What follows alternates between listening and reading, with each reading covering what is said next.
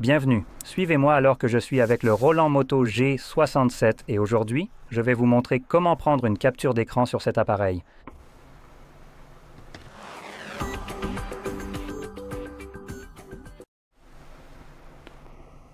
Pour commencer, vous devrez d'abord ouvrir le contenu que vous souhaitez capturer. Pour moi, il s'agira de l'écran d'accueil qui est déjà ouvert et visible sur mon écran. Assurez-vous simplement que tout ce que vous souhaitez capturer dans la capture d'écran est bien visible sur votre écran. Et pour la capturer, il vous suffit d'appuyer simultanément sur le bouton d'alimentation et le bouton de réduction du volume.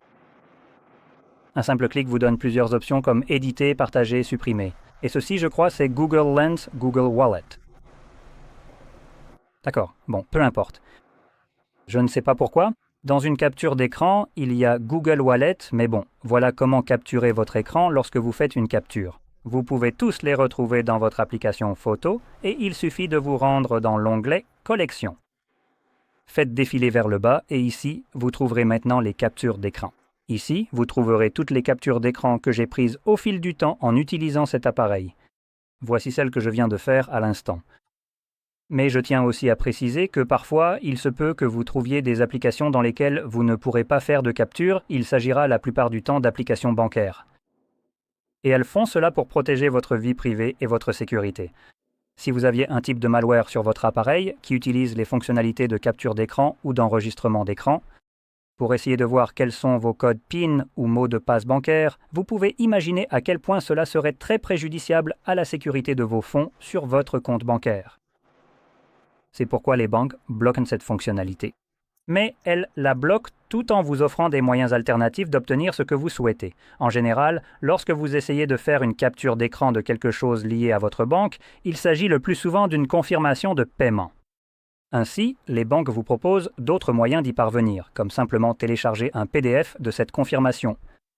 Mais ce que vous constaterez également, même si je ne peux pas le montrer ici, c'est que toutes les plateformes de streaming font la même chose.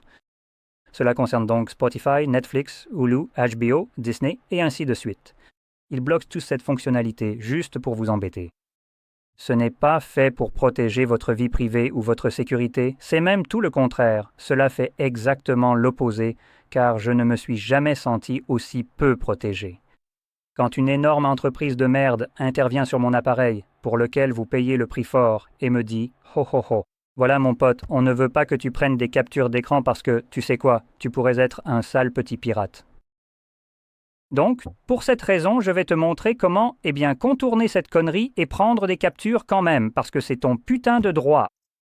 Et en plus, quand tu paies pour un service de merde comme ça, juste parce qu'ils ne veulent pas que tu le pirates.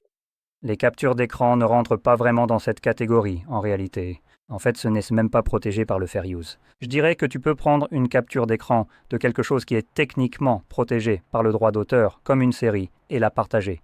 Parce que ce n'est qu'une seule image, et là ça relève du Fair Use. Donc en gros, ils ignorent complètement ce cas de figure dans l'espoir d'empêcher le piratage. Mais bon, si tu pirates en faisant des captures d'écran ou des enregistrements d'écran, tu t'y prends mal. Donc je suis là pour vous montrer comment le faire correctement, sans même être, je dirais, considéré comme un pirate. Et évidemment pour vous redonner la possibilité que vous auriez dû avoir depuis le début. Alors ouvrons notre navigateur maintenant, je ne vais pas vous montrer exactement quel site utiliser, car ils peuvent, selon le moment, varier. En effet, ils sont parfois supprimés et ils changent de nom et ce genre de choses.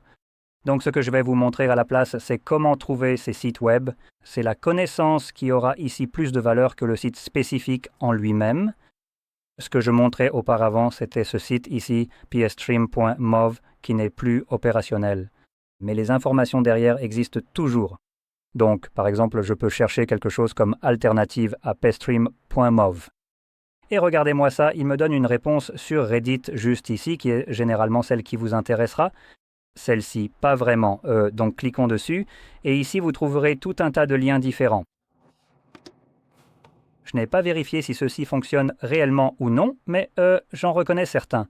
Je ne les ai pas vérifiés depuis un moment, donc il se peut qu'ils ne soient plus actifs. Mais l'information sur la façon de les rechercher se trouve essentiellement juste ici.